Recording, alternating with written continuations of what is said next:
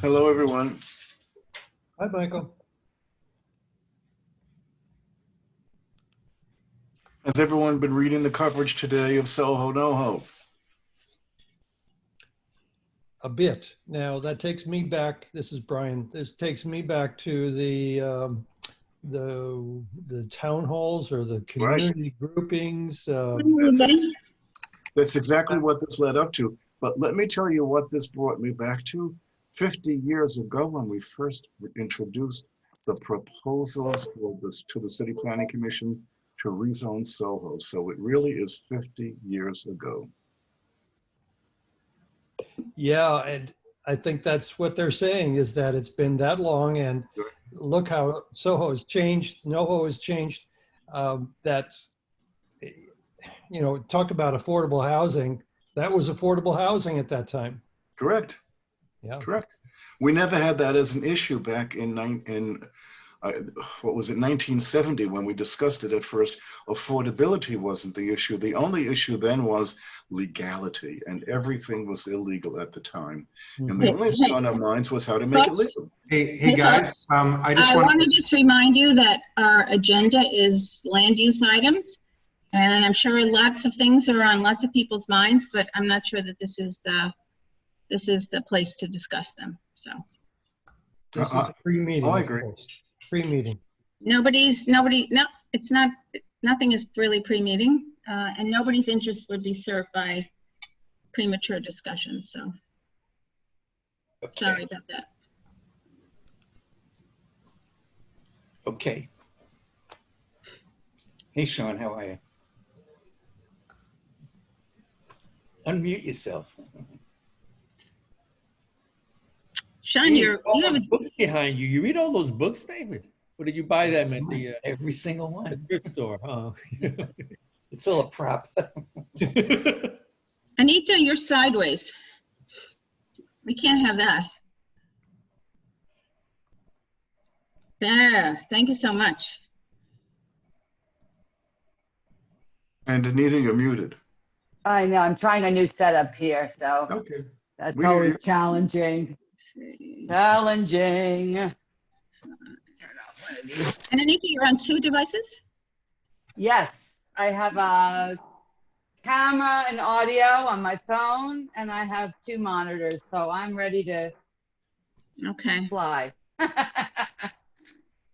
Knock heads. Knock heads. I don't have a camera on my desktop. That's why. Make do. Okay, Eugene. Hi, everybody. There. Hey, Eugene. So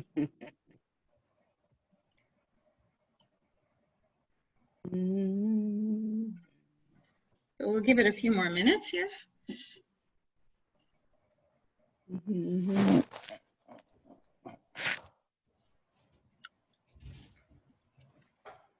Carter, we're going to do 65 Spring first, so we'll move Marvin Mitzner into position. When we get there, we'll just have the applicants raise their hands. Whoever's okay. Just saying. Yeah. There's only 2 presenters.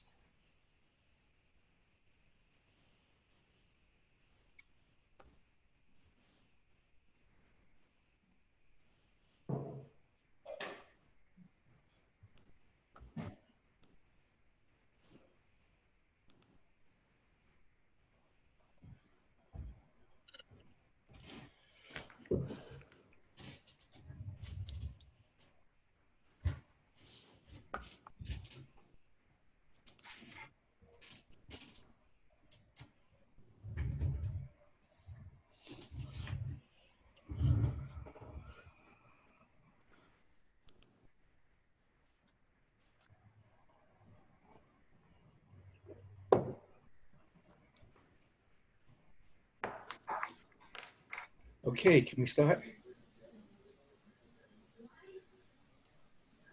Well, we only have, let's see here, 1, 2, 3, 4, 5, 6, 7, 8 members. Is Doris on? I can't tell. She is. Let's just, or actually, no, I do not see her yet. I do not see her. Okay, and I know Katie is excused. John Paul is not on. Is Donna on? I know Katie's coming. She said earlier, you know, see you later. She told me she wasn't coming, but Oh, I don't see Donna, and I don't see Sandy, and I don't see John Paul. So given that it's only 6:35, maybe we should wait another couple of minutes. Well, Sandy actually did say she was coming, so. Mhm.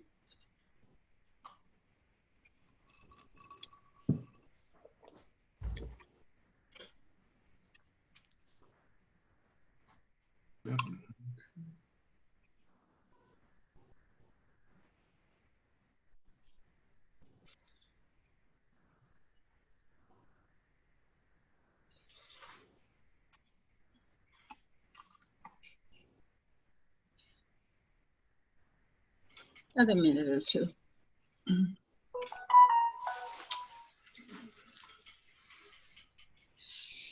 Okay, Donna, hi. All right, I think I'm Sandy. Okay, let's move forward. Welcome everybody to the October meeting of the Land Use and Housing Committee of CB2.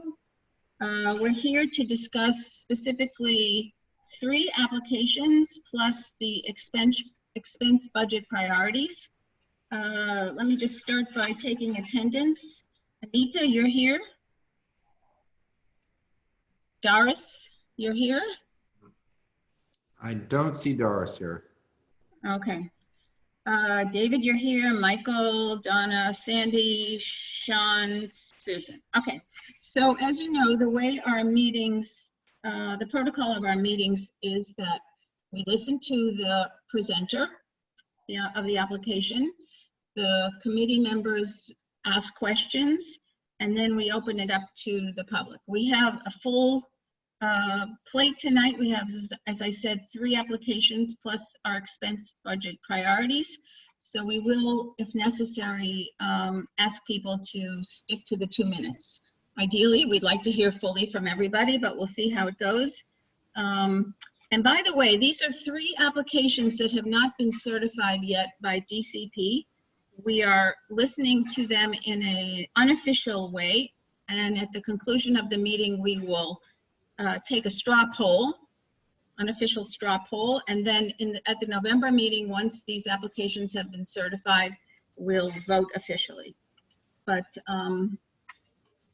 so that's how we'll proceed. The first application is 65 Spring Street. It's a request for a special permit pursuant to section 74-781. You recognize that as the good faith marketing effort. To facilitate the conversion of portions of the ground floor and cellar extension of an existing building to use group 6 retail uses. And just to be clear, this is a marketing effort for an unbuilt space. So Marvin, are you with us?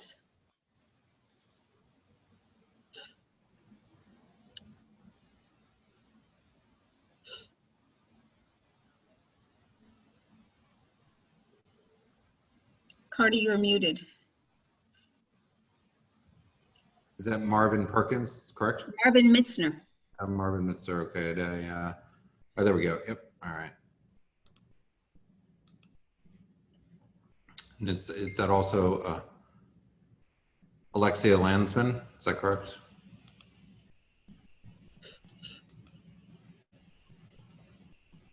Can you hear me now?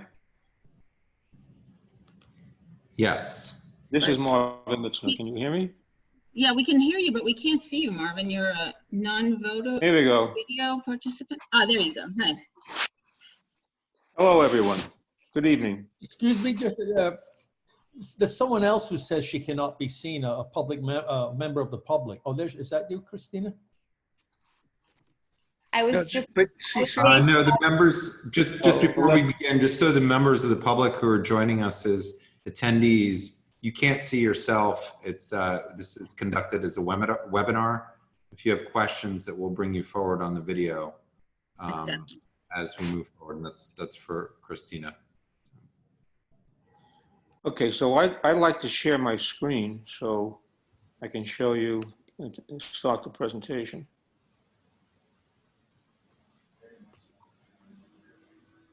But I don't think you've Be able allowed to me to do do that now. that. Can I do that now? Yes. The green button, Marvin. I've got it.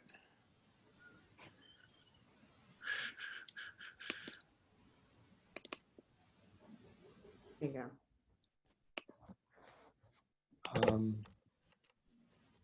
Not sure.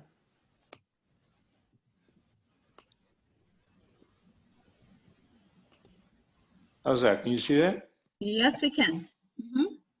Okay, fine. So as you mentioned, this is an application under 74-781 to allow the rear yard portion of the site to be used for use group 6 retail in conjunction with the remainder of the site, the first floor and cellar, which currently is occupied for retail purposes. The site is located on the north side of Spring Street, just off Lafayette Street. It's a 5-story mixed-use building. As I mentioned, the cellar and the first floor are currently occupied as a pre-existing legal commercial use space. The remainder of the building, which is floors 2 through 5, are occupied by 8 residential units. These are use group 2 residential units. What we're looking to do is to extend the building at the first floor and cellar floor to allow it to be occupied for retail purposes. This is a land use map which shows the site right there in the M15B zoning district. And as you know, in an M15B zoning district, use group 6 uses are not permitted, but they are by special permit. And because the lot area of our site is less than 3,600 square feet, the marketing efforts required only have to be undertaken for 6 months. We've gone well beyond that, as I'll explain shortly. This is a view of the site. View 1 shows a head-on view of 65 Spring with 2 existing retail tenants on the ground floor. In the center is the stairway leading to the residential units above.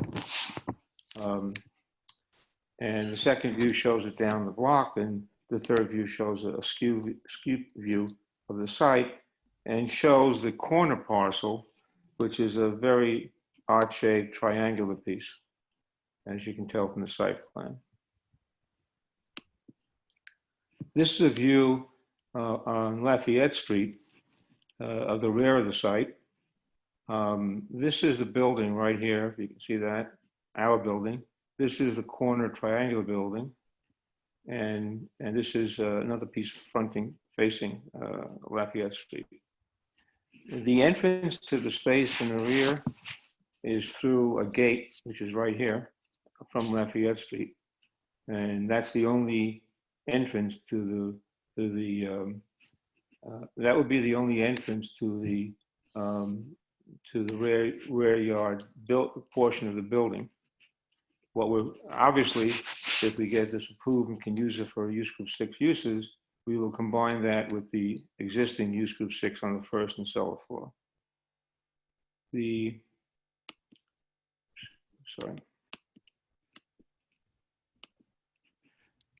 is a view, 3 views of the rear portion of the site. The bottom view here shows that entry gate here, and this is the section that we want to fill in.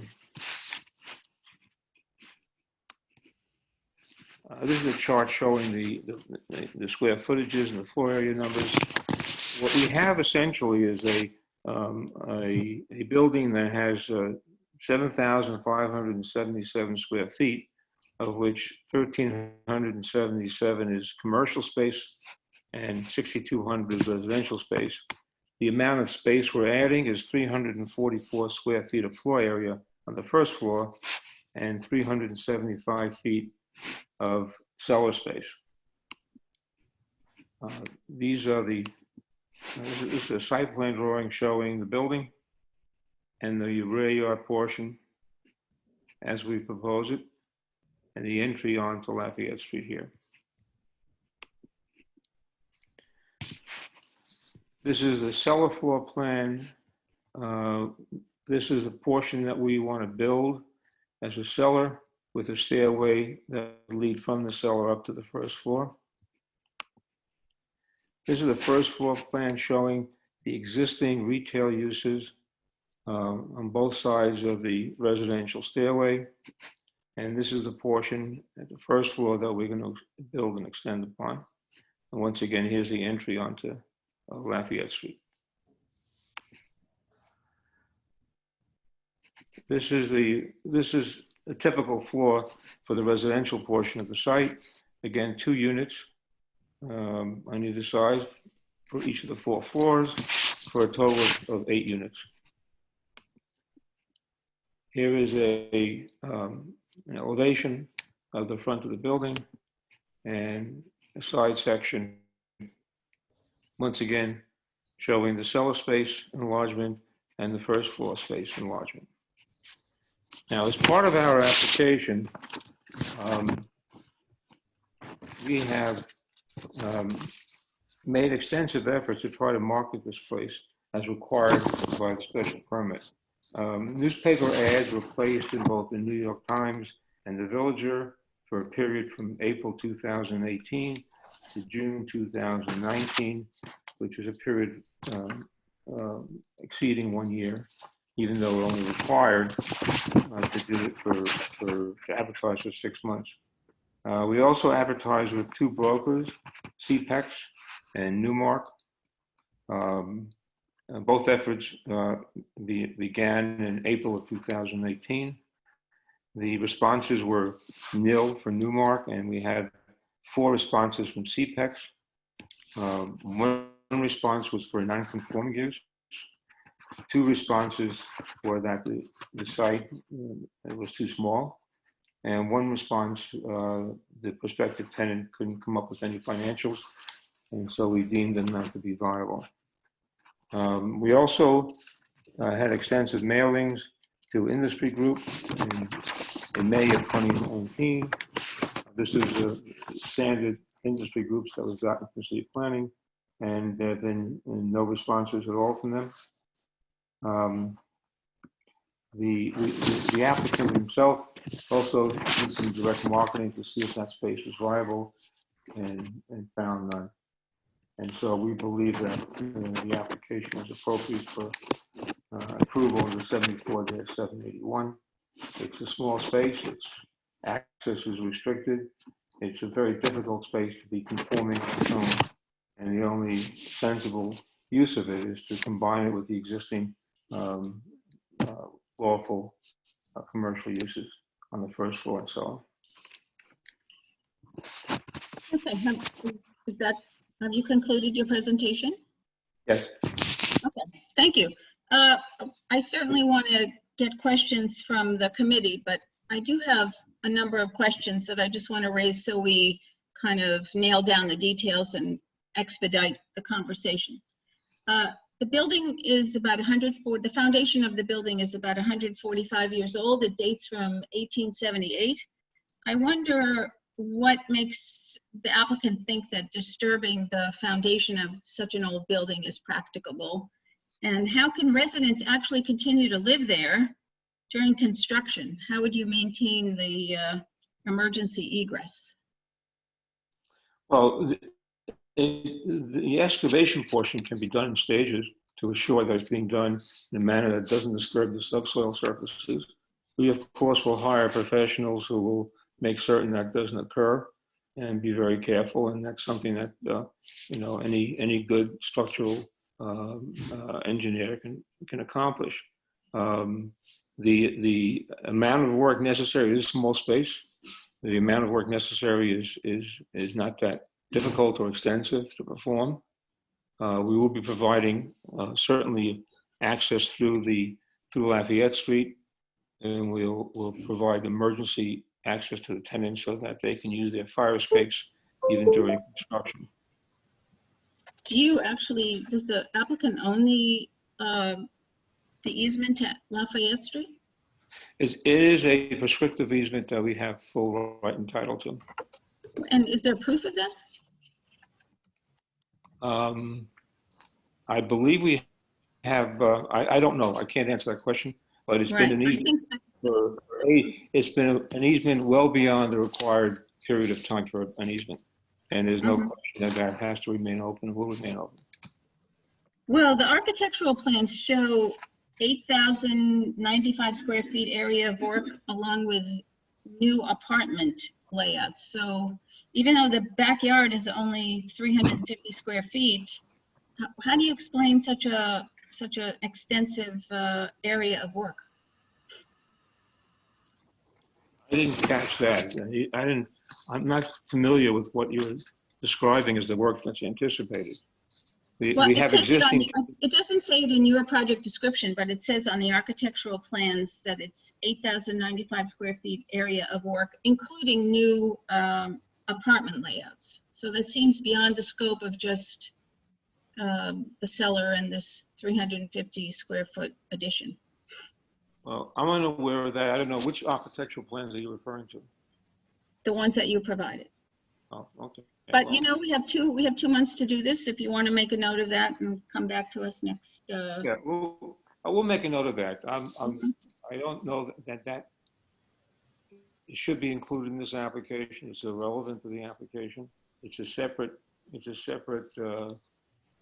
filing that would occur. Well, but it was included in your application, and we reviewed the entire application. So if the backyard is less than 350 square feet, how can you maintain the fire egress? How can people use the fire escape during the construction? Well, the cellar floor is 375 square feet. The first floor, 344 square feet. There is a cutout that will allow us to maintain egress during construction. And that can be Except as I understand it, Marvin, you don't own the cutout, so you know, and that's another thing we have to clarify. You do own the cutout. If you To Lafayette Street? Let me clarify that if I can. Let's see. Am I still sharing screen? Yes. Yes. Okay, so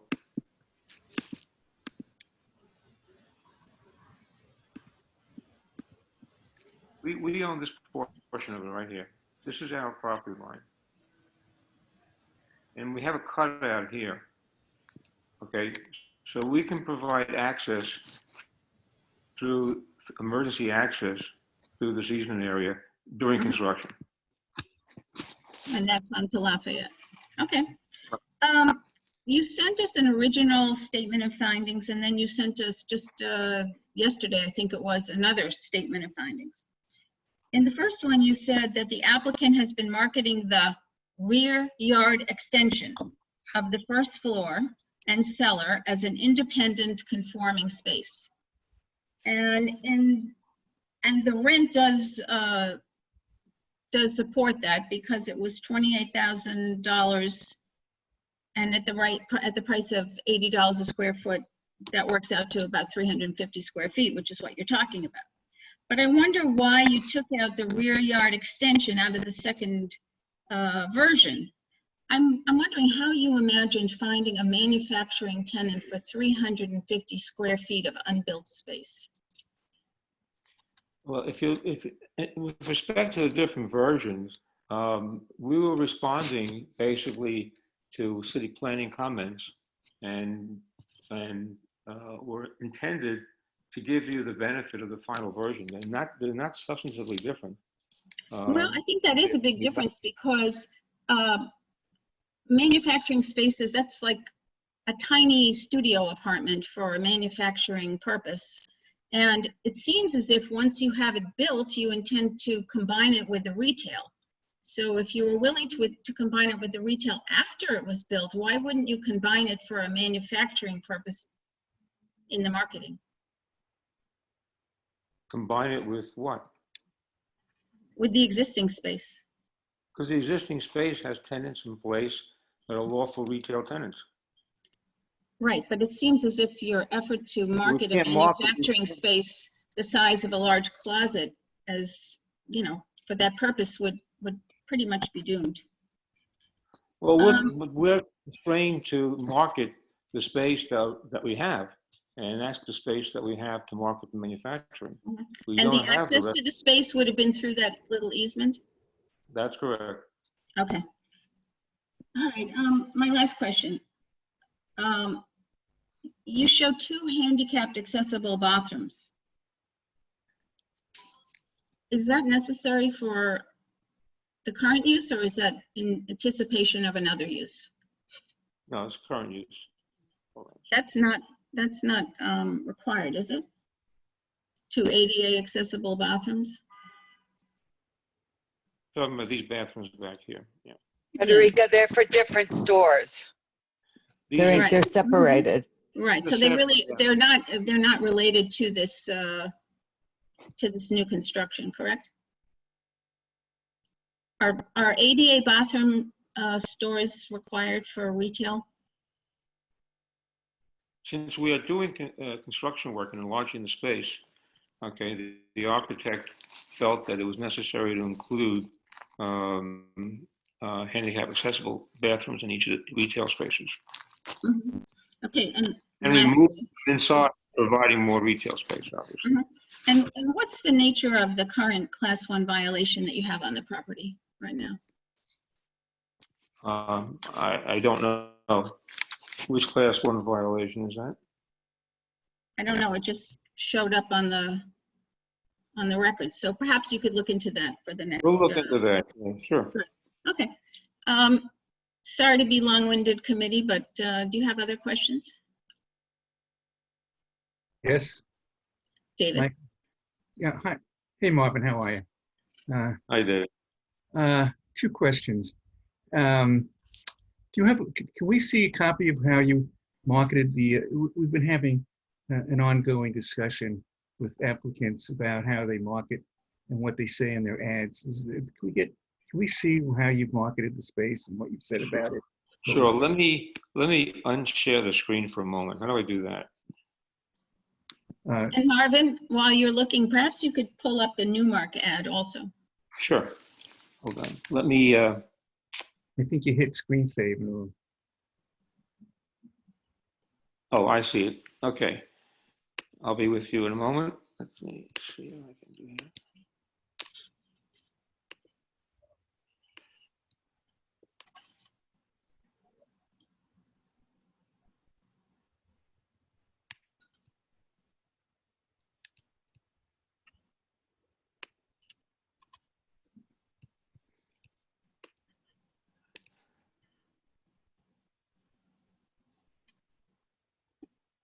You asked about the Newmark ad?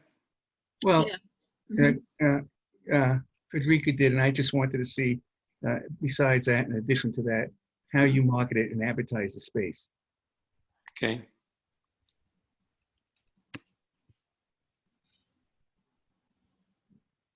Because I think Frederica brings up a good argument in that, you know, I'm curious how you did market a 300 plus space for, as of right, in an M12 zone.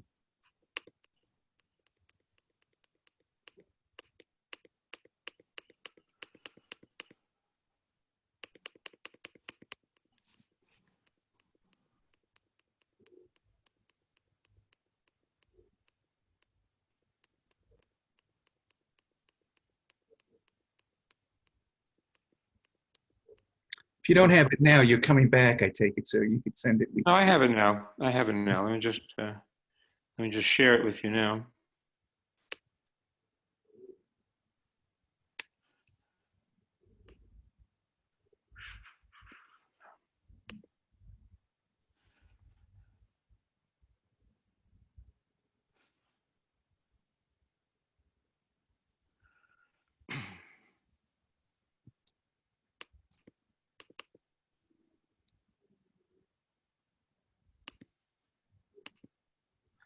You see that?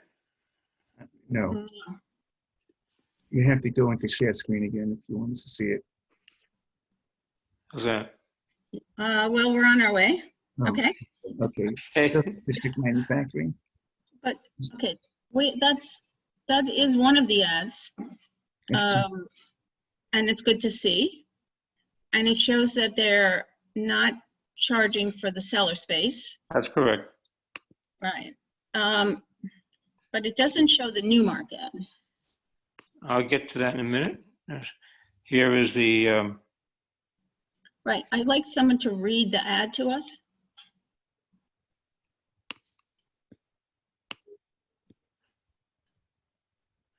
let me blow it up a little.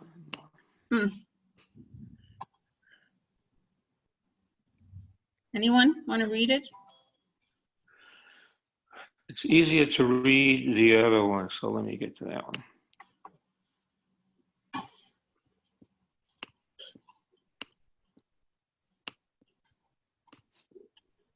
They're the same ad, so let me just get the language on that. There you go.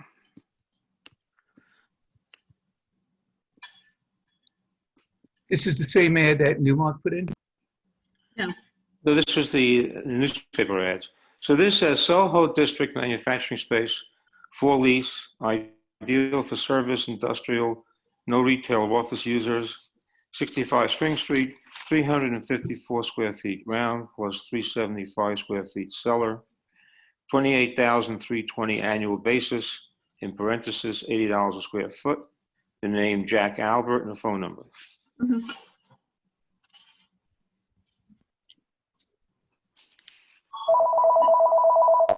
That was, the one was the New York, was the one the New York Good Times and the other, what was it, the Villager?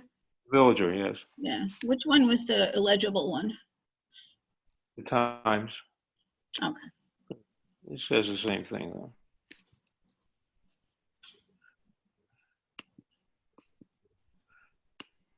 Here's a Times ad.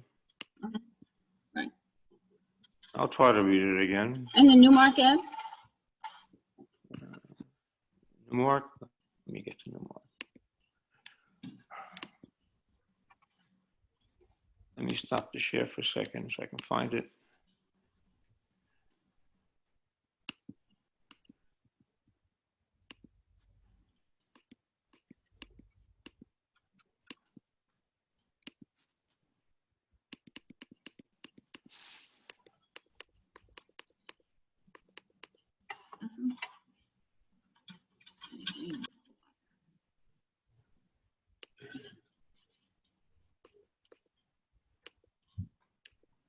Okay, there are two ads. This one, you want the CPAX one? Well, What's the one that says multifamily for lease?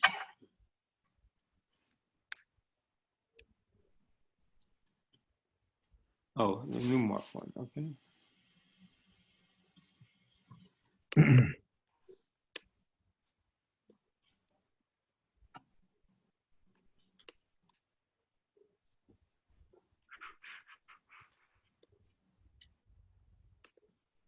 Here you go.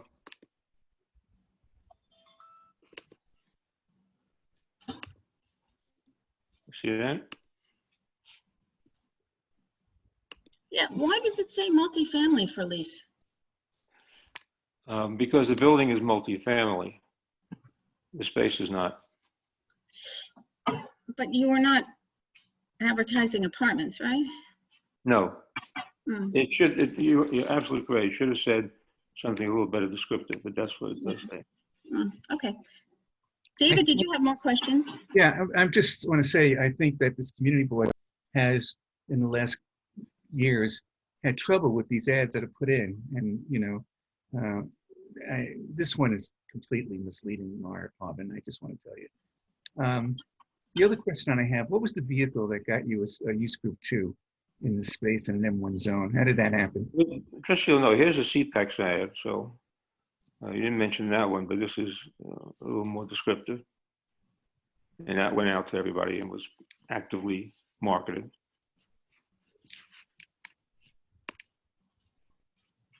And then to answer your question, we looked at in your packet, you should have a copy of the iCard, which shows stores in the ground floor and cellar. I'm sorry, that shows what? You faded out. It shows ground floor and cellar.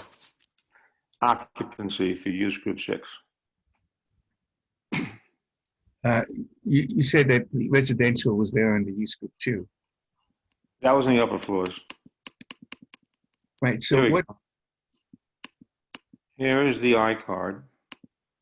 This is the iCard. I'll try to rotate it if I can.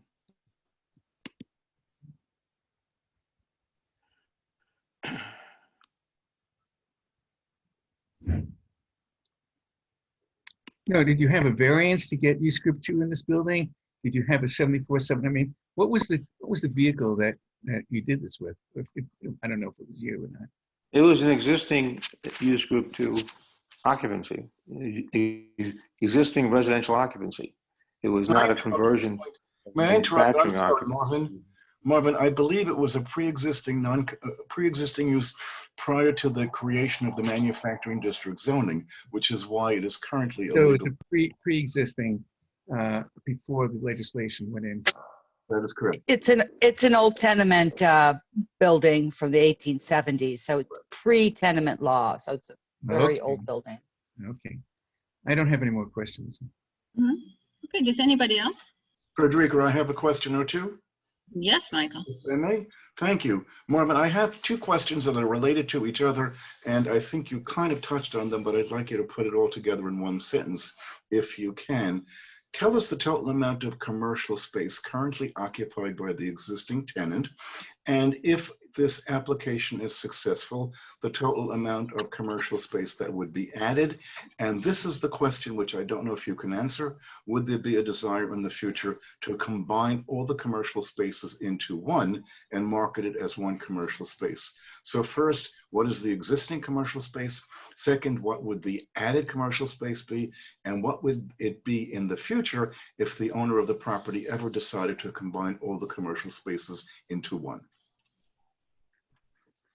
Okay, the existing commercial space is 1377 square feet. We're adding 344 square feet on the first floor, 375 square feet on the cellar floor. In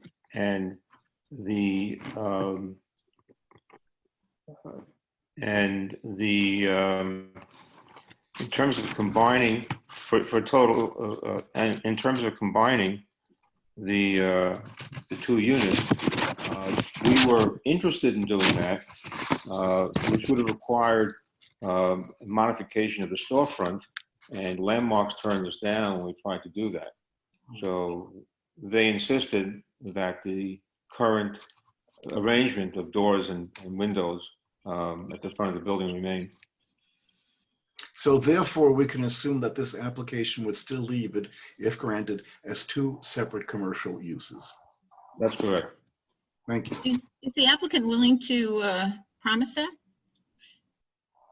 I don't know, promise that. He can't do it. He can't do anything else. He can't rearrange the front of the store to remove. Yeah, we also denied that at our landmarks committee. I remember this application. So that they would always have two separate storefronts with the residential in the middle. Right, that's correct. Other questions from the committee?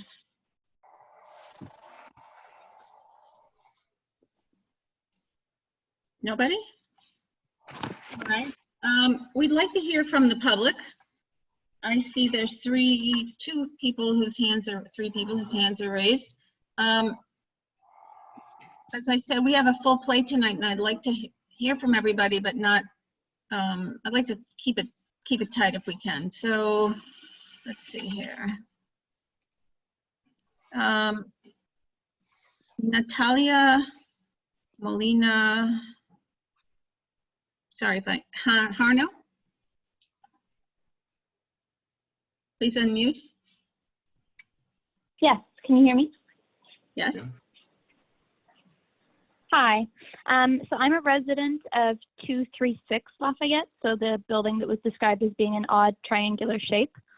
So I have an entire wall side that faces onto this construction site.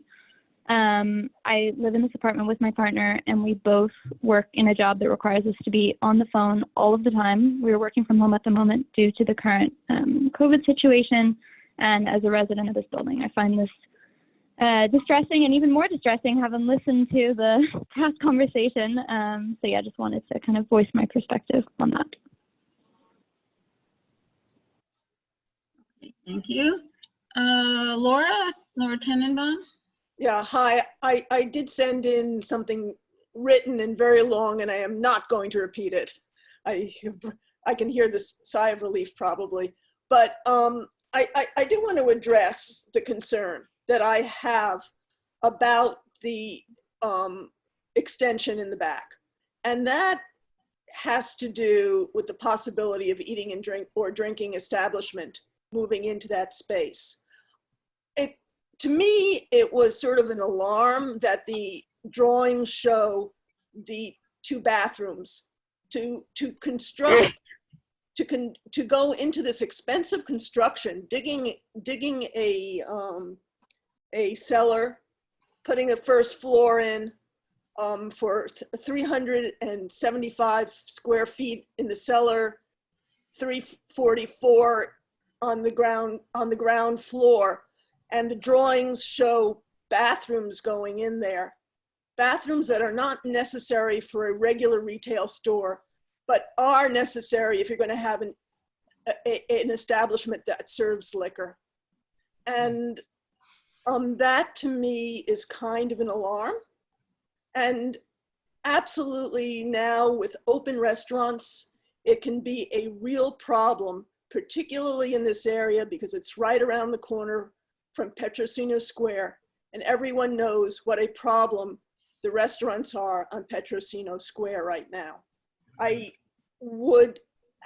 really, in a way, have no problem except for safety of the residents, which is another issue. But I do have a real problem with that new space of 375, 344 square feet, this space being eating or drinking establishment. And I would really like to have some kind of prescription that not be permitted, or an agreement with the landlord. That's all I'm going to say to it. I don't want to really keep up everyone's time. I am concerned about the fire egress, not only during construction, but after too. I also would like to know something about what the drawings show on the roof of the new extension, because the drawings do seem to show mechanicals of some sort very close to the residential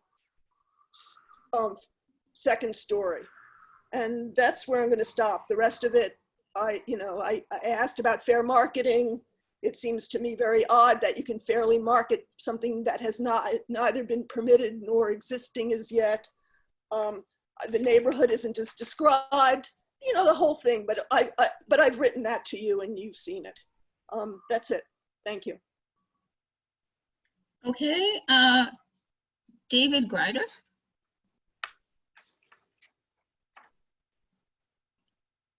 David? David's here. Did you want to speak? I saw your hand up. Oh, no, I didn't mean to put my hand up. I'm an applicant. Okay. 61. Okay, fine. No problem. Okay. Serge Kreiker? Do I have that right?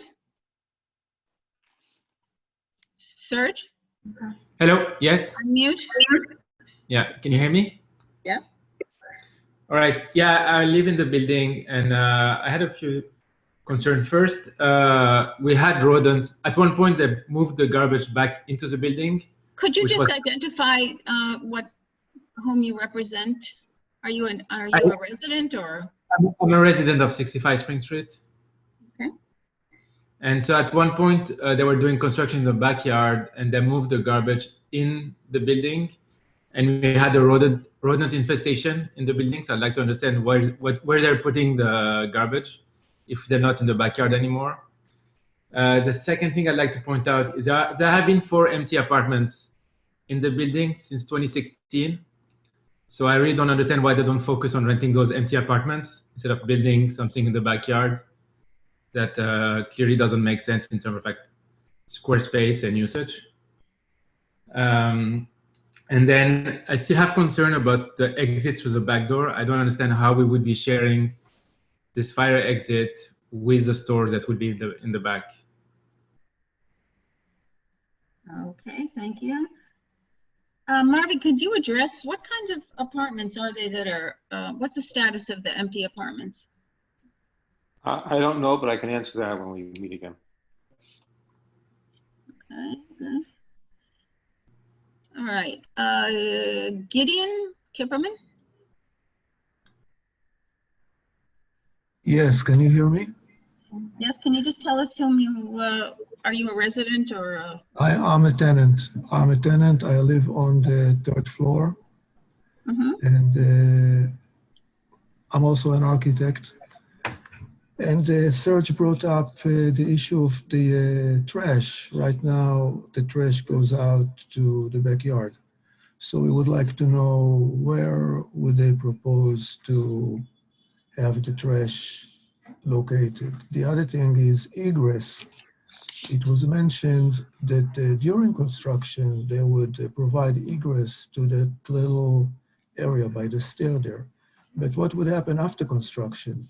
Right now, in the courtyard, attached to the wall is a lot of mechanical system that serves the two retail tenants. If they do what they propose to do, that equipment should go up to the roof, which brings it closer to us. And I would say probably, I can see how you're going to get to that corner there. What are they going to do? They're going to put a ship's ladder for us to climb down and go out. And of course, you know, this building is so old. I don't think it could survive removal of the first floor back facade and to put in structure to hold up the rest of the building. It would have to pick up the second floor and the entire facade. And we're a little worried about that. To be in that building, you know, there's been construction going on in the last 4 years since ownership changed.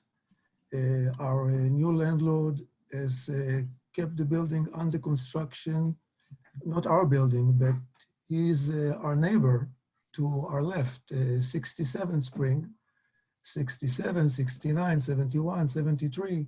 So they did construction there. And for the last maybe year or year and a half, debris was coming down through a chute right 5 feet away from our window. And it was dusty all the time. There was noise. As Serge said, half the building is empty. We are very skeptical about our landlord's intention. In my opinion, this is a means to a different end, not to what they show. In my opinion, what they want is to gain control of the backyard for further development. It's not feasible what they propose to do. It makes no sense economically. Not to mention that the commercial market right now is full of empty spaces all around. I don't see what another 345 feet to that retail space is going to do. This is to keep us, this is to make us leave the building. If they're so worried about this, this is not a commercial building, it's a residential building. Show some concern about your tenants. Okay, thank you very much. Thank you. Pete Davies, unmute yourself. Yes, hi, thank you. Pete Davies, I'm a resident nearby. My main question is the viability of marketing a phantom space that doesn't exist. I don't know how that works. I guess you could find a tenant that say, yeah, sure, when you're done building it, let me move in. But in terms of good faith marketing of a space, I think that raises a number of questions. I think the $80 a square foot, which has been questioned in the past, is high. I know Borough President Brewer found that to be very high for actual conforming use tenants. So I'd like, it'd be great to get some explanation on that.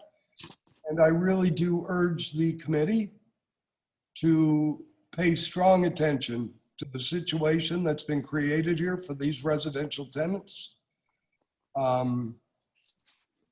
I believe some information has been presented to you, and I just ask you pay attention to that. Thank you very much. Okay, thank you. Lastly, as far as I can, yes, lastly, Christina Nemoff, please take the floor. Hi, can you hear me? Yes. Hi. Thank you for taking the time to hear us. I have submitted some information which I would be very grateful if you took the time to fully look at and listen to. I also, I live on the top floor, and I 100% know that this building cannot handle that kind of demolition and construction in the rear yard. And the reason I know this is because when Mr. LeBeau was conducting demolition in his own neighboring building where his headquarters is on the top floor, and he looks down over our little yard, when he started to do demolition on the upper floors, my apartment was affected. And I started to see water coming in and watermarks coming into my apartment, and cracks opening. And Christina, yes. I read your letter. I wonder if you could please limit yourself to the effect of this project on your apartment, not another owner in another building.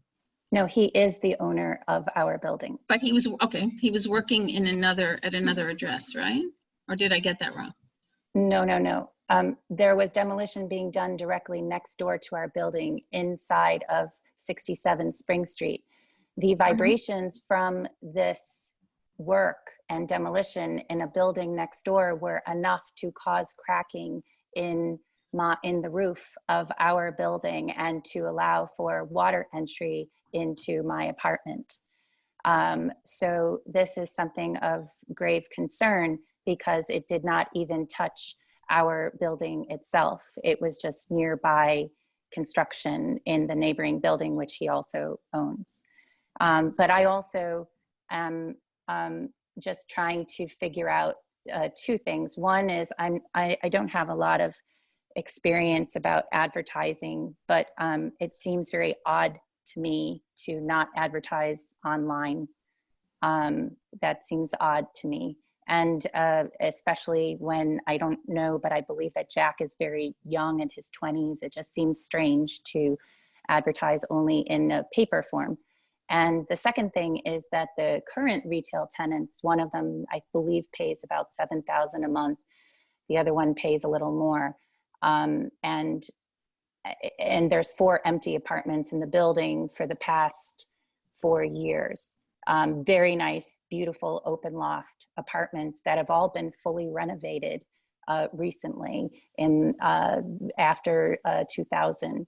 So this is something that seems very odd to me, and it would, perhaps be a better financial investment to focus on keeping those retail tenants, because I think the math works out so that he would make less money from this manufacturing thing. But I am just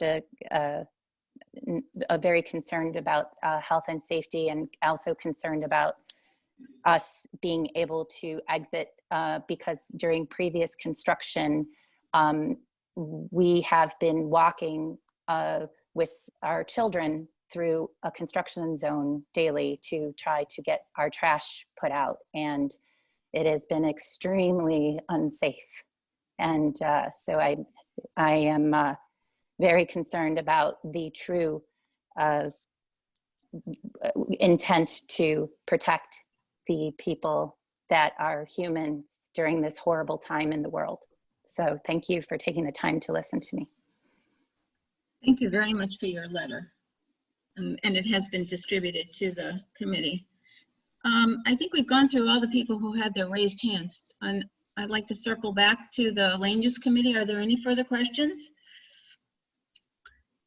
Okay, well, seeing as how this is an unofficial hearing, we can't take an official vote, but I would like a straw poll of how people feel about the application that's been submitted. Could I hear from people who are in favor of this application, committee members? Is there anyone who's in favor of it? All right, does that mean that I see no raised hands of either physical or digital? I'm concerned about this 350. They're setting it up to merge it. I wouldn't like to see, they're not agreeing to no eating or drinking in that space, or merging. You asked them whether they would commit to not merging the space. So I think we're like, you know, what are you, 350 square feet, Jesus. You know, you can't put anything there. So I don't know exactly what they're doing with the use group 6 there. And I think if the applicant comes and says, here's our plans, this is what we'd like to do, and really talks to us, you know, about his intentions, I think he'd get a more different reception, and at least rather than treating us like so many kids in the room. You know. Right. Well, there are a number of issues. Well, just to wrap up, I don't see anybody in favor of this application. So as far as the straw poll goes, I think it's unanimous denial.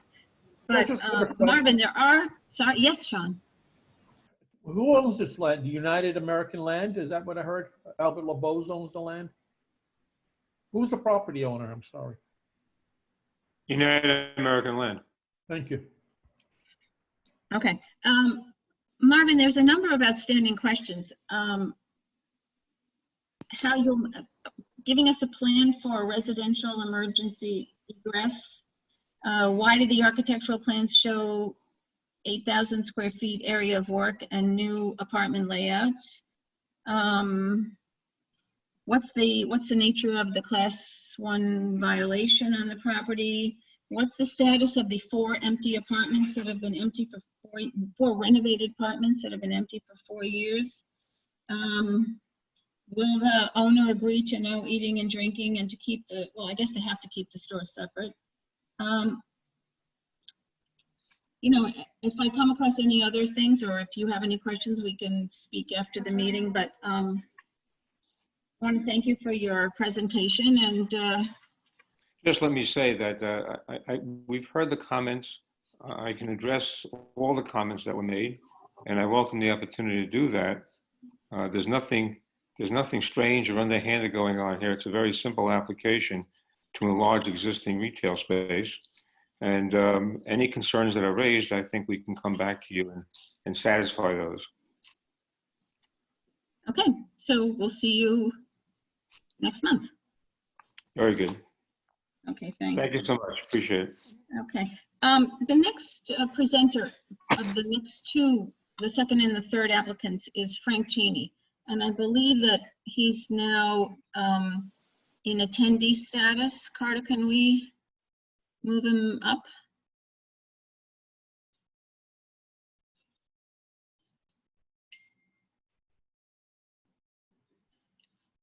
Carter? Yep, he's moved. Okay, great. Okay, Frank, are you there? Frank? Unmute, perhaps? Sorry. Starting the video. Let's see. Oh, there I am. Okay. But you know, it's very scratchy. Is there something? I'll try to speak up. Is that any better? Well, it's if that's the best, let's go. Let me try plugging in my my earbuds and microphone. See if that helps.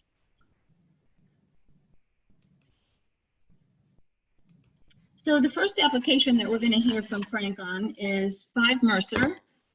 It's an application for 74711 to modify the use requirement to allow use group 6 retail on the ground floor and cellar. and to modify the bulk requirements to allow the enlargement of a building containing joint live work quarters for artists. 5 Mercer. Is this any better? I don't think so. No. I don't know what to do. Well, can you hear me at all? yes, I guess we can, but we want to hear you at your best, so. I'll try to speak as clearly as I can. So my name is Frank Cheney. I'm a land use attorney with Rosenberg and Estes, representing the owners of the building. I'm joined here tonight by Jason Friedman with Joseph Pell Lombardi, architect, and he will be available to answer any questions that you may have with regard to the restoration of the building, which is not subject of this application, but we're happy to answer those questions if you have them. And he can speak a little bit more authoritatively to questions about the architecture of the and the development of the rooftop addition. So as Frederica said, 5 Mercer is located in the SoHo Cast Iron Historic District, and it's within an M15B district in which ground floor retail use is not permitted. And also pursuant to section 4317 of the zoning resolution, no building containing joint live work quarters for artists may be enlarged except by city planning special permit. So this special permit requests 2 modifications of the zoning regulations, one to allow ground floor retail and the other to allow the rooftop addition, which has previously been approved by the Landmarks Commission. Just very briefly, because I know we're running a little long, and if anybody's like me, we want to see the vice presidential debate tonight. So just briefly, the building was built in 1861, and up until approximately the 1970s, it was used as a warehouse, and in the 1970s, over a period of time, it began to be occupied as artist lofts. In 1982, the then owner initiated the process with the Department of Buildings to legalize the lofts and bring them up to code and obtain a Class A multiple dwelling certificate of occupancy. In 1983, the building was registered as an IMD, and at the time there were 8 loft units in the building. Over time, the number of units changed somewhat. Initially, there were 3 on the 2nd floor, 2 on the 3rd, 1 on the 4th, and 2 on the 5th floor. In 1987, one of the 2nd floor units was abandoned by the tenant and became an owner-occupied commercial unit, reducing the loft units to 7. In 2008, the 5th floor rear and the 2nd floor front IMD tenants sold their rights to the owner, and those units are still loft units, but are no longer governed under the loft law. In 2009, the 4th floor unit was subdivided into 2 units, both of which were registered with the loft board, bringing the total back up to 8. In 2018, the Landmarks Commission issued the certificate of appropriateness for the rooftop addition and for an extensive amount of facade restoration work. And if you have questions on that, I'll turn it over to Jason, and he can answer those questions. Simultaneously, around the same time, it was proposed to combine the 2 owner units on the 2nd floor into 1 unit, once again bringing the total number of loft units in the building down to 7. And in 2019, the Department of Buildings issued a temporary certificate of occupancy for the upper floors for 7 joint live work quarters for artists and 1 commercial unit. And subsequent to that, we filed the ULURP application. So the proposed conditions of the building are that we propose to legalize what has been for quite some time, since at least the 1980s, as far as we know, the ground floor retail in the building. Currently, only one of the spaces is occupied. That's the Billionaire Boys Club clothing store. The other one on the south side is vacant. And the other aspect of the application is to allow the enlargement or the construction of the rooftop addition, which, as I said, Landmarks has already approved. Just briefly, the addition of the penthouse will increase the total floor area of the building by 888 square feet, from 23,802 to 24,690, which gives it an FAR of 4.94, which is less than the maximum 5 FAR allowed by zoning. It will increase the height of the building by 7 feet 8 inches, from 78 feet 8 inches to 86 feet 4 inches. The street wall height will not change. The penthouse will set back over 40 feet from the front, thereby complying with the setback requirement, and the penthouse addition will comfortably sit within the sky exposure plane. So no height and setback modifications are required or requested. We believe that as explained in our statement of conditions and statement of findings, we believe that the findings required by the special permit are met. We have our report from the Landmarks Commission and a certificate of appropriateness, we meet the condition. The dwelling units will comply with the applicable density regulations, which would allow a total of 22 units. So 7 is much less than 22, and that's complying. We believe that the modifications for both bulk and use will have minimal adverse impacts on the building and on the surrounding neighborhood. In terms of the bulk modifications, as I said, the building complies with the applicable height and setback regulations, and the majority of the buildings on the block on both sides of the street are of a similar height, and there is no public open space that would be shadowed by the penthouse addition.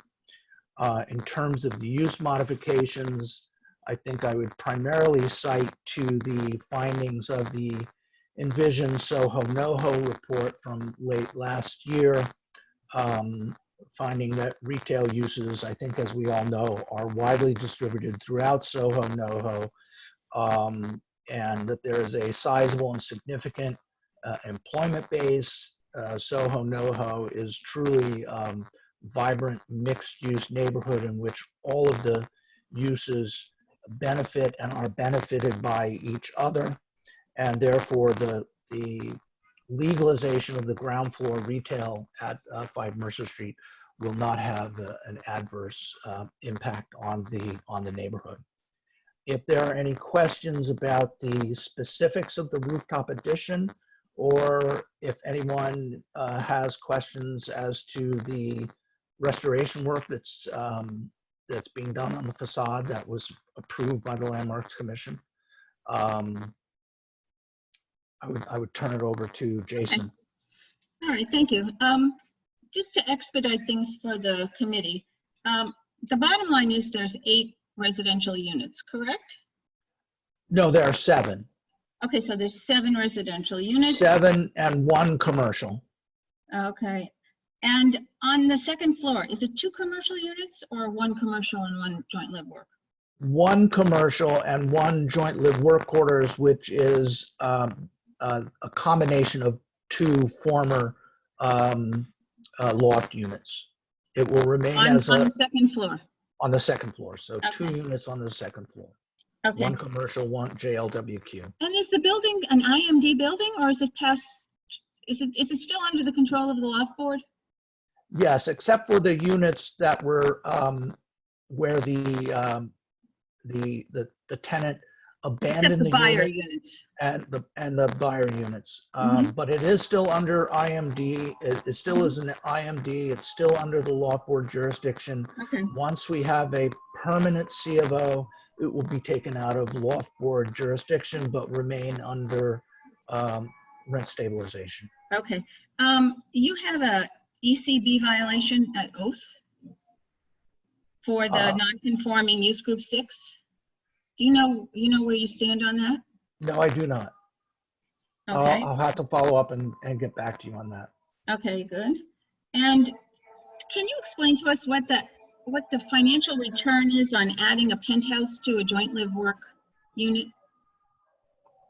I would have to speak with the client about that. I'm not a financial expert. I'm not a broker. So I would not, what I would have to say about that would have very little value. So I'd have to speak to the client about it and get back to you. Jason, can you help us with that? Like, what's the purpose of adding a penthouse to a joint live work unit? I don't have my finger on the pulse of exactly what our client is looking for, but I'm sure, as you could imagine, it would be an overall difficult and expensive experience to make such a thing. So I'm not sure it's on the spectrum of a slam dunk sort of, real estate development project. But you're asking us to approve it. Well, I mean, on the merits of how much amazing stuff we're doing to make the building back to the way it was in 1857, and this very minimal, barely visible, very sensitive to the bulk in the area penthouse, yes, we are asking that we think it's a benefit to the building because of what it gives back on the side of the restoration and then the agreement with the city that the building will be kept in first class status for its in perpetuity. Okay, thank you. Committee people, are there any questions? Michael? Yes. Hi, Frank. Hi, Jason. I have a quick question for Frank again on the commercial space. Could you reiterate for us the total amount of commercial space that is there now? What is occupied, what is not occupied? And if this special permit is granted, what would the total amount of legal conforming commercial space would there be in this building? Okay. Yeah, there's a total of 4,700 square feet of commercial floor area on the ground floor. That's divided between 2 stores. The store, it's approximately equally divided. The store on the south side, which is currently vacant, contains 2,344 square feet. And the store on the north, which is currently occupied by the Billionaire Boys Club, a clothing store, contains 2,356 square feet. Each store also has an approximately equivalent amount of non-floor area floor space in the cellar for storage. So Frank, my question to you would be similar to the one I asked of the prior application. Would there be a desire in the future, if this is legalized, to at some point combine the 2 units into one, bringing it almost up to 5,000 square feet? Is that something you could answer at the present time? No, I don't think I could, but I would just point out that as far as we know, the ground floor has been used for retail use for at least something like the last 40 years. And there have been, I think, at least 2, possibly 3 owners during that time, and no one has attempted to combine the space. Given the uncertainty of retail in the current environment, I don't know if that is something that the owners are thinking about now or even thinking about in the future. We can go back to them and discuss it with them, but I I can't tell you that right now. I don't know. Thank you, Frank. Thank you. Any other questions? Yes, Susan. Unmute yourself, please. Unmute. Okay. I know that you answered Frederica briefly about the rationale behind the penthouse extension on the rent stabilized unit, and I know you're not financial analyst, but it just seemed kind of, let's just say something we've never heard before, where a developer is adding a penthouse to a rent stabilized unit. So it's mysterious, and I don't mean to say I feel mistrustful of your answer, but I wouldn't mind getting a more accurate response when you come back. Okay. Frank, is that true? I thought that unit is the penthouse is only attached to the rear unit, and that unit is not occupied by anybody like a JLWQA. So just That's right. That's one of the buyer units. Well, that's not what it had said. We understood it as a JLQWA stabilized unit. So we're misreading your. Well, you should. I don't think we're misreading. I think there's some mistake there. Well, we're misunderstood. Yeah, that's not what it says, because we all had that same impression.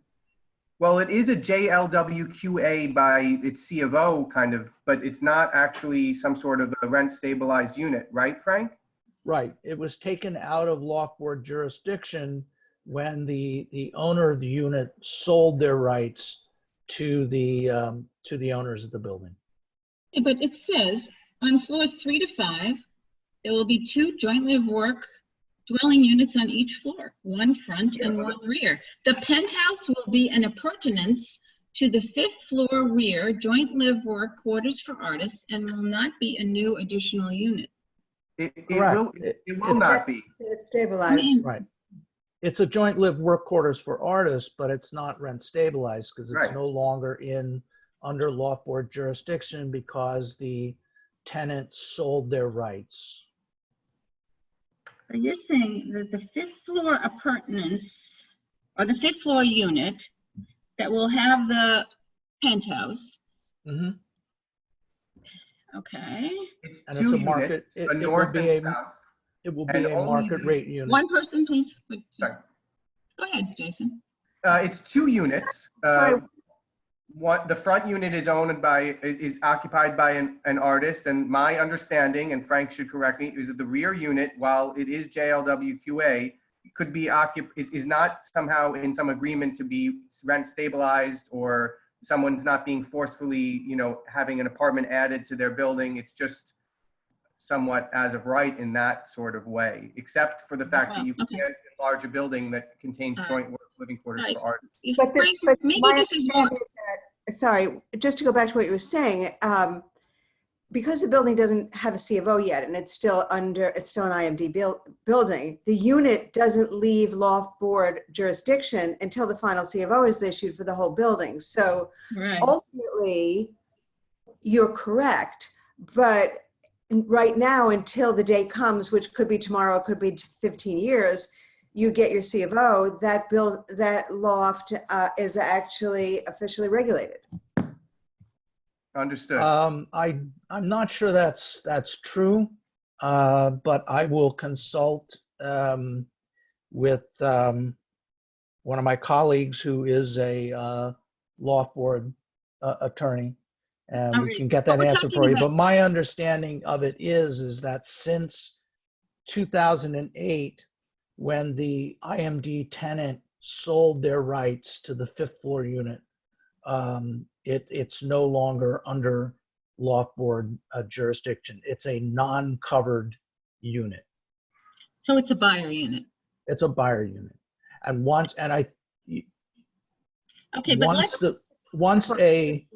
a permanent final C of O is issued for the building, the entire building will come out of loft board jurisdiction, and the buyer units will be market rate units. They are no longer subject to rent stabilization.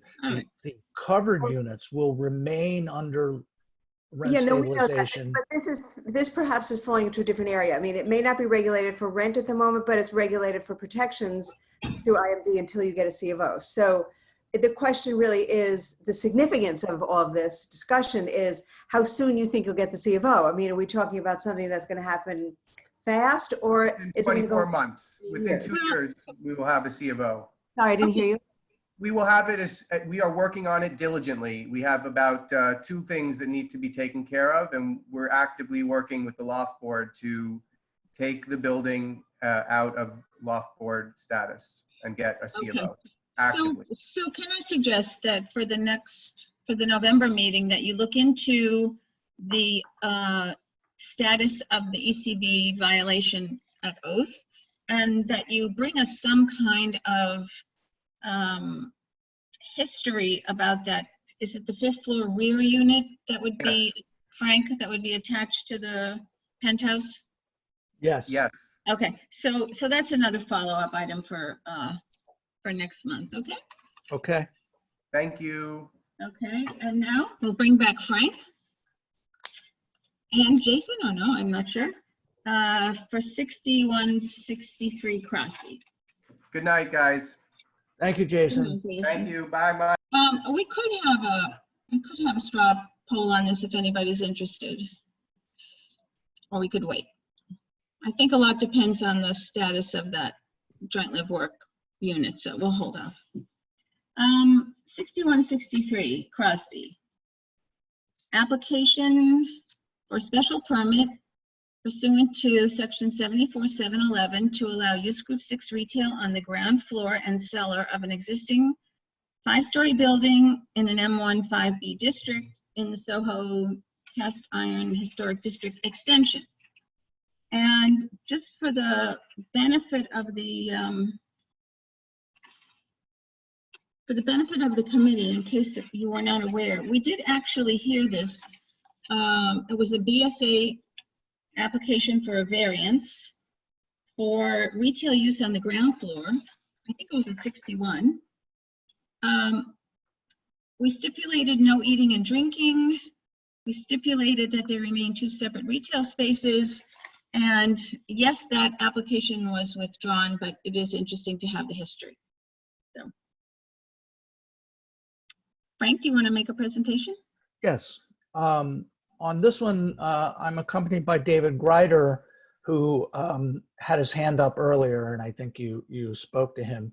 He is the architect on the project, and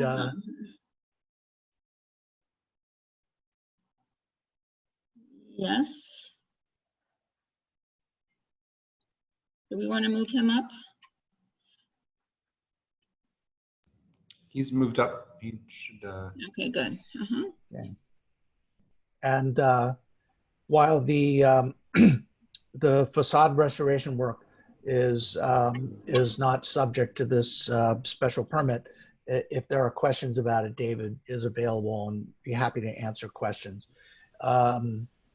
So 6163 Crosby, again, is in an M15B district, which does not allow ground floor retail use as of right. And so we are requesting this special permit pursuant to 74-711 to allow retail use on the ground floor and the cellar.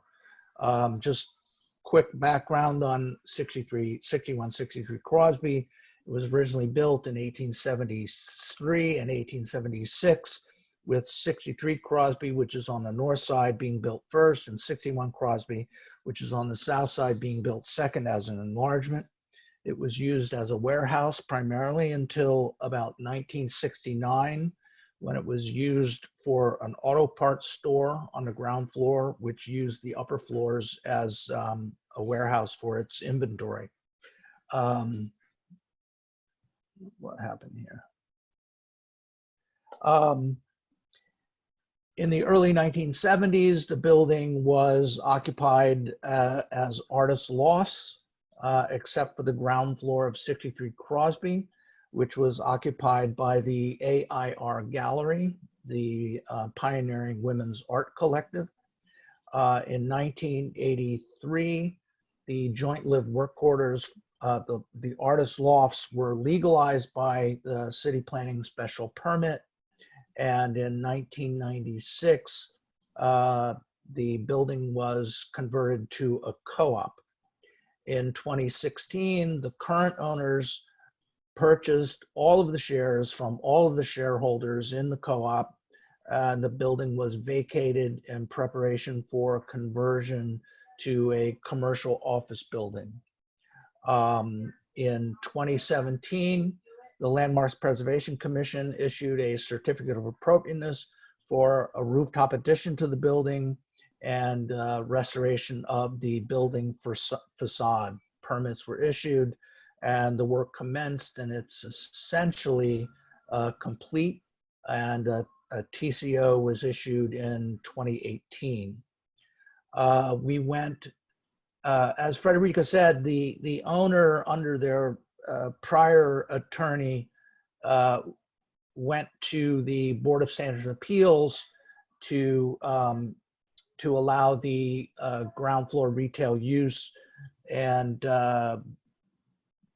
let's say the BSA was not enthusiastic about that application and recommended it be withdrawn because they felt it did not meet the required findings. It was withdrawn, and subsequently we went back to the Landmarks Commission and the Department of City Planning to enter in discussions about seeking a 74-711 special permit. For that purpose, we required a report called a modification of use report from the Landmarks Commission. And as part of that, we also received a certificate of no effect to replace the lintels on all the windows on the front of the building. That was approved in April of this year. In March of this year, we were before the board's Landmarks Committee with that application, and I believe it was unanimously approved and then subsequently approved by the full board, and then approved by the LPC. In July, on July 1st, we submitted the ULURP application. So the proposed conditions at the building are probably not much different, if at all, from what you saw when there was a BSA application. 61 Crosby Street, which is the southern side of the building, will have 2,390 square feet of floor area on the ground floor and 1,574 square feet of cellar storage space. 63, it's current, and that side of the building is currently vacant. Well, both sides are currently vacant. And 63 Crosby, which is on the north side, will have 1,677 square feet on the ground floor and 1,120 square feet of cellar storage space. I think I'll try to save us all a little time and basically just say that we believe that for all the reasons cited with regard to the previous application for 5 Mercer, the findings for the special permit are met, that the retail use on the ground floor will not adversely affect the commercial office uses in the building or any of the other uses in the surrounding area.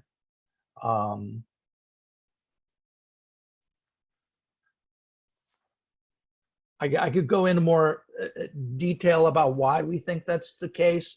You know, what the existing conditions on the surrounding streets are,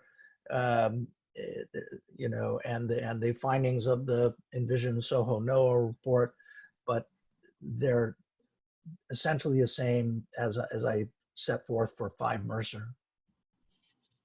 Okay, thank you. 2 quick questions. The cellar space, is that the cellar space? Is that selling space or is that storage? Cellar. Below, yes, it's the cellar below grade. space is storage space? Storage space. It's not going to be used for selling space? No. Okay. And I saw that you recently built exterior stairs into the 2 spaces. Am I wrong that the rendering showed ground floor entrances that were lowered to the street level without the staircases when you presented to Landmarks? Where the concern here is about ADA accessibility. David, can you speak to that? Yeah, I'd be happy to. Hello, everyone.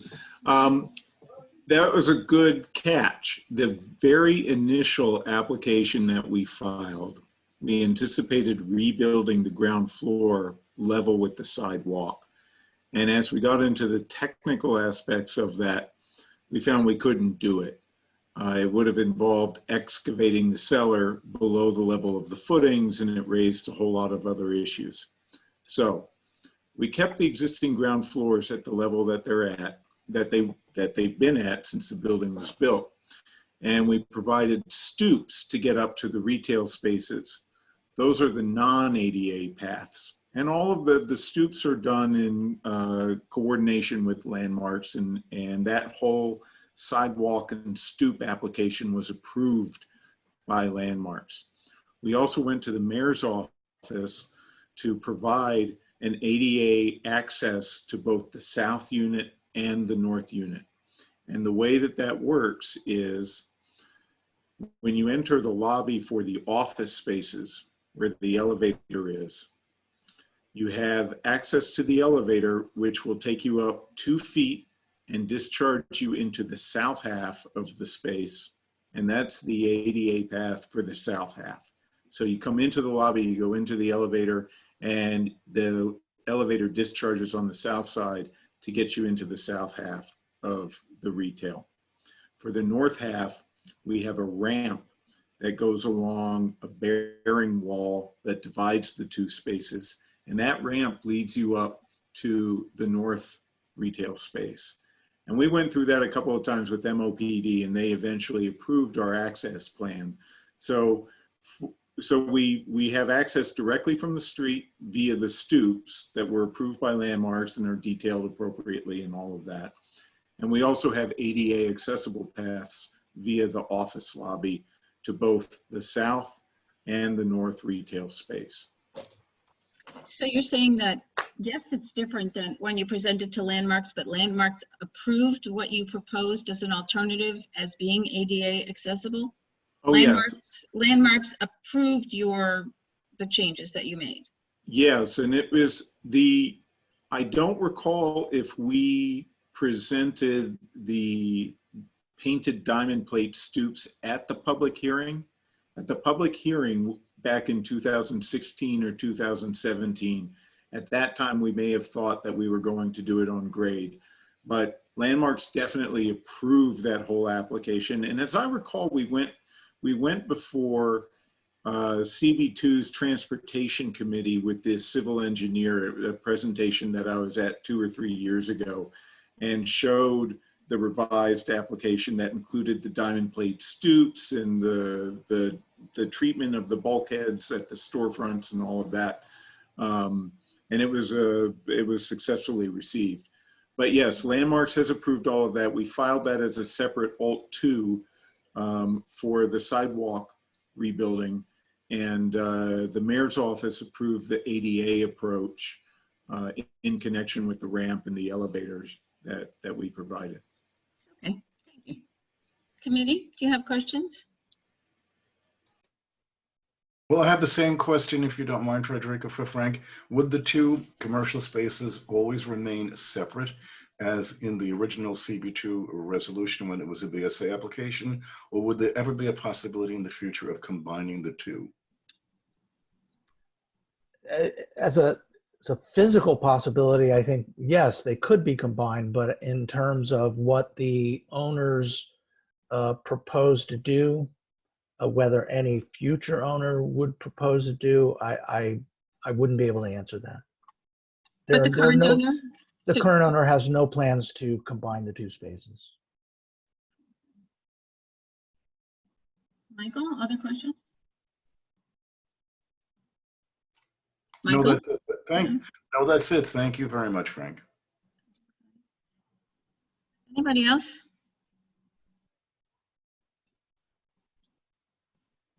Okay, I see some hands up. Michael Kozik, if I neglected to call on you for 5 Mercer, please feel free to speak on both. Hi, thank you. Michael Kozek from Wien and Kozek. I'm a lawyer representing the IMD tenants at 5 Mercer. I represent all the IMD tenants in the building. I have a number of questions about the application, to be frank. Are all your questions about 5 Mercer? All about 5 Mercer. Okay, just go ahead. Thank you. So, frankly, my first question is really about why we're here at all.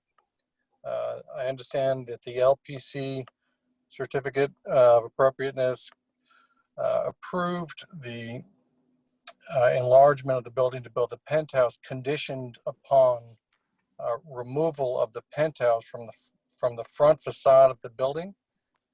Since that approval, which the owner had previously filed an application at the Department of Buildings to remove the fire escape in accordance with the LPC's certificate, the owner has withdrawn its application to remove the fire escape and to perform this work from the Department of Buildings. And so at this point in time, they actually have no application pending at the Department of Buildings to perform any of this work. So it is a bit confusing why it is that we're here discussing work that they are in fact not proposing to do at all, in which they have informed the Department of Buildings that they are not performing the work, and also represented to the loft board that they have no intentions to do this work. So I believe that, that presents some real questions as to why it is that this application is being presented at all. In addition to that, with respect to adverse impact, the application, as I understand it, would, even if they had an application at the Department of Buildings to remove the fire escape, if they were doing so, this fire escape has existed as a means of egress for the IMD tenants for almost 40 years. The tenants have had use of it the entire time. They have a pending application at the loft board to keep the fire escape, and the removal of it will remove their ability to have an egress from the building from the front, leaving them with only one means of egress through the main staircase from the building. In addition to that, there is a question about how it is that they are going to put a penthouse on the 5th floor and add a mezzanine to it and have that accessible only by a walk-up stair. And the question is whether or not they intend to convert the existing freight elevator to passenger service at some point in time, because it seems odd that they intend to build a luxury penthouse at the rear of the building, duplex, and have that access by a 5-floor walk-up. So from the tenant's perspective, there are some really serious questions about whether or not the owner intends to go forward with this at all. And if they do so, the tenants are very concerned about the impact that this will have on them. And I just want to note one thing with respect to the question of the status of the units that are so-called buy-R. When a unit is subject to a buyout of rights pursuant to the loft law, that unit remains under loft board jurisdiction as a matter of law, must be legalized in accordance with the loft law, is subject to the loft board's jurisdiction on a continuing basis, and where the unit is in a building that has at least 6 units remains subject to rent regulation pursuant to the rent stabilization law. So the assertion that that unit or any buy-R unit in this building is either not subject to loft law, does not need to be legalized, and is not rent regulated is false. So you're saying buyer units have to be legalized and they're still subject to rent regulation? Correct. Okay, thank you. All right, well, Frank, we can revisit this part of the, did you want to respond to Michael's comments? No. No? Okay, perhaps next month? Yes. Okay, Laura, unmute yourself, please. Yeah, just Just briefly, I wanted to be sure that the stipulations that were agreed to between the applicant and the community board in connection with the BSA application would stand. I think it's very important that we do not, it's again, eating or drinking on Crosby Street is a very bad idea and will not work. The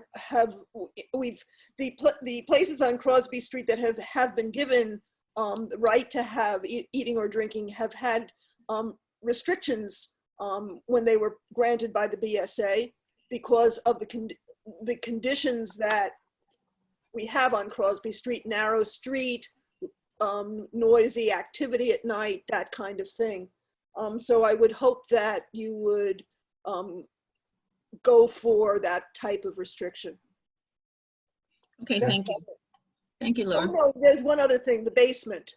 What use is the cellar going to be? Is it still, I know they said storage, but is it still use group 6 storage, or is it use group, say, whatever, storage?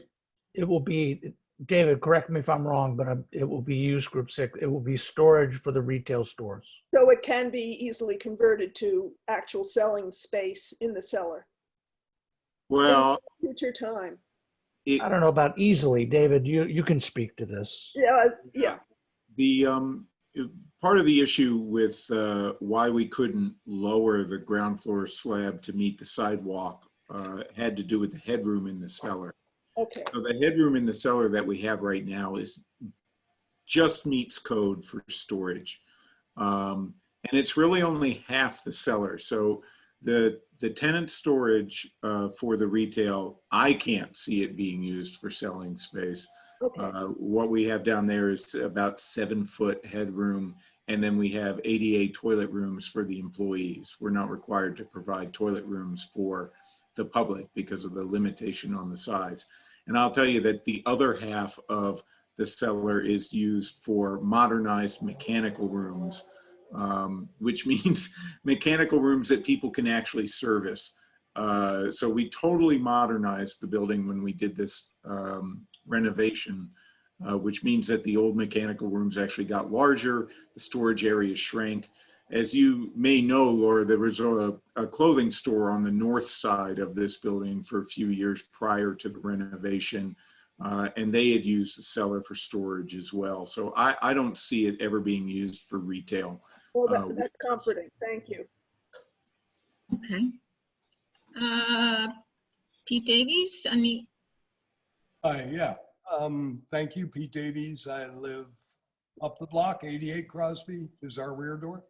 The work you guys have done on this building is really beautiful. It's a historically important building, and visually now it looks great. My question is specific, and hoping you can clarify this for us about a special permit. If it's granted, it will specify 2 separate retail spaces, I believe, and it will also specify the way the cellar is used. So if that's the case, if it's laid out in the special permit, if you were to, or you or anybody in the future wanted to change that, joining them using the cellar as occupied public space, the special permit itself would need to be revised, correct? That's correct. The 74-711 allows the commission to impose whatever additional conditions or restrictions they feel are necessary. And if they felt that was necessary and they wanted to do that, then yes, it would take a modification, and it would probably be a major modification of the special permit to change that. Thank you. okay. Susan, did you want to ask a question? Hi, yes, thank you. Let me lower my hand. I just want to go back to, Michael, I wasn't hearing you as clearly as I hoped, but when you were talking about the issue of the inability to deregulate the unit, that was Mercer Street you were talking about? Yes. Well, we have a disagreement about that. I mean, this is one of these discussions, again, sometimes these things get staticky, and if I just didn't hear you right, tell me. But it is my understanding after many, many conversations with loft board people that if a unit like this, where the original tenants were in it pre-1982, which puts them in the category of pioneering tenants, if they sell their lofts, fixtures back to the landlord, the building owners, that unit is destabilized. And so this is one of our major issues that we discuss over and over. And I thought, if I am correct in hearing you, you took a different position on that. So we're back to talking about 5 Mercer again? Yes. Ah. Sorry. Okay. Yeah, I think, you know, given the comments made by the attorney for the IMD tenants, I didn't want to get into a dispute with him on that here and now. I'm not sure that everything that he says is correct, but as I said before, I would like to go back and talk to my colleague who is an expert in the loft law, as I assume Mr. Kozak is, and clarify these issues and get back to you. Let's take the time to do that. Okay, Susan, thank you. okay. Okay, fine. We'll talk about it next time. I don't see any more hands raised. Last call, committee, for any questions. All right, Frank, thank you for your presentations. Okay. You still there? Thank you very much. And we'll see you next month. I think we'll go into business session. Is there any sentiment for a straw vote on this, or shall we wait another month along with 5 Mercer? We'll wait? Okay. No point in not waiting since they're coming back. Right. Okay. The final item, we're now in business session, and the final item is the expense budget priorities for 2022. I've circulated the district needs statement to all of you. I sent out an initial version, and then I sent out an expanded section on affordable housing. I should have done it on an Etch-a-Sketch, but I didn't. So we have to, I don't want to go into the details of the affordable housing part of it because we will update that and refine that as necessary. We'll share it with you in its final form. But the salient point of the district needs statement is that I was suggesting that our expense budget priority for the coming year be that CB2 ask DCP to commission a comprehensive inventory by both quantity and type of the history of all the current affordable housing in the district. And I was interested in just hearing everybody's opinions about that. I think that's a great idea. The problem is the city going to have money? I mean, is this just an empty exercise? Because they're well, it may be, but I mean, it does get us on the record, and we want to be in the queue for whatever they have. It's rare, in my experience, that land use comes up with any kind of priority, and I feel that until we really, they may not be able to do this, even if they had all the money in the world. But I feel it's a big elephant in the room that we ought to try to cut Frederica, down. may I recommend one change? You're asking city planning, did you say city planning commission or city planning department? DCP. DCP, which would be the department. Can we expand that to say the city of New York? It may involve more than city planning. It would involve other agencies, and perhaps city planning would not have the resources, and the resources might be available. Sure. Mm-hmm. So let's expand it to say appropriate city agencies and see what kind of a response we get.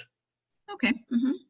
And it would require working with the state, because the state is the who maintains the actual regulated units. I believe the listings of those. So it's not as straightforward, but we do need, now that they've amended rent regulations, we can actually have a number that might be steady for some time.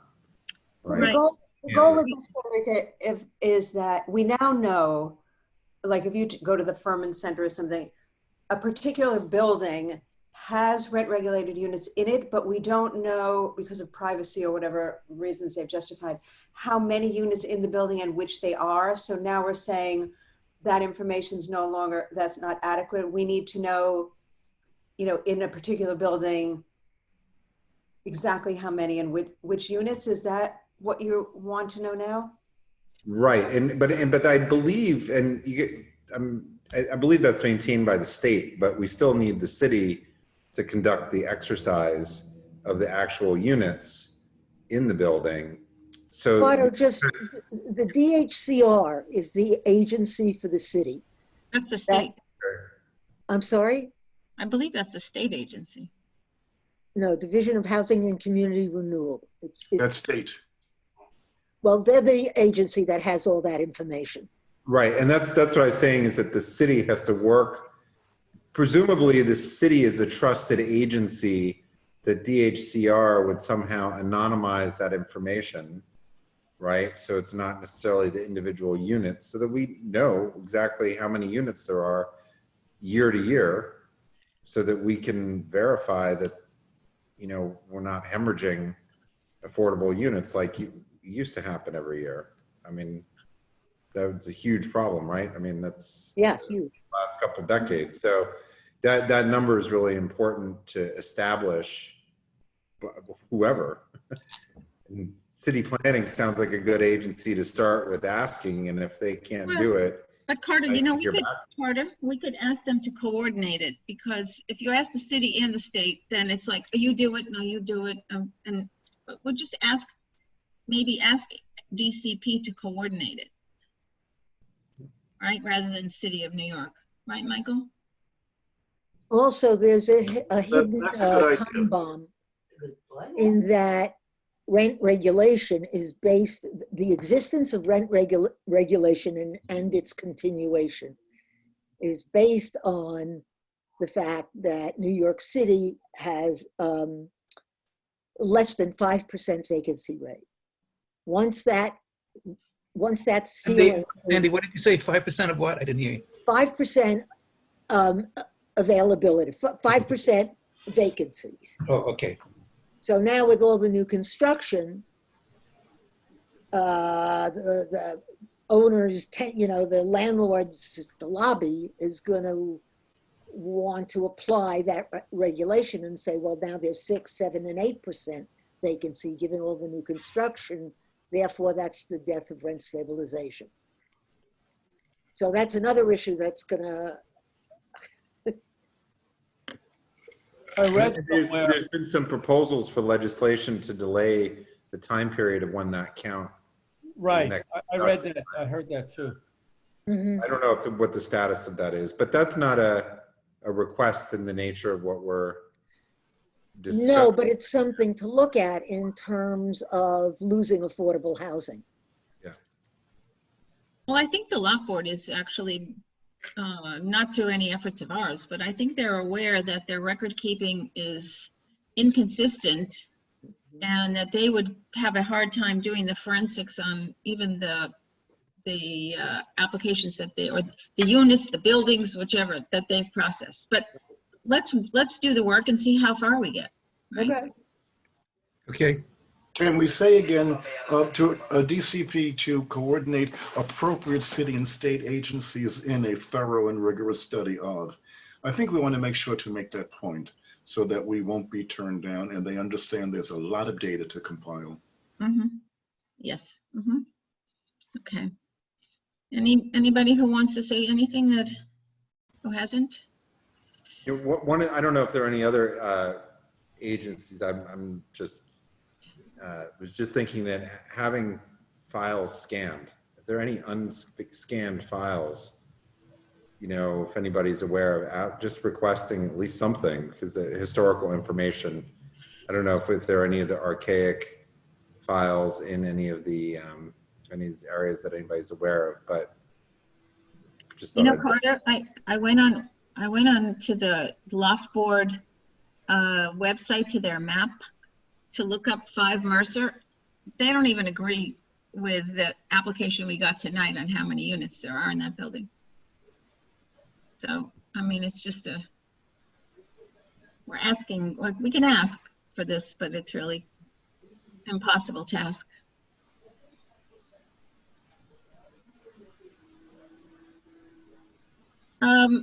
Is that it, really? It's just 8:30. We have another hour, hour and a half. No. I want to see the debate. All right, well, thank you so much for your good work. This was a full plate, and Thank you, Frederica. Okay, good night all. Good night. Good night. Good night, everyone. Bye. Good night.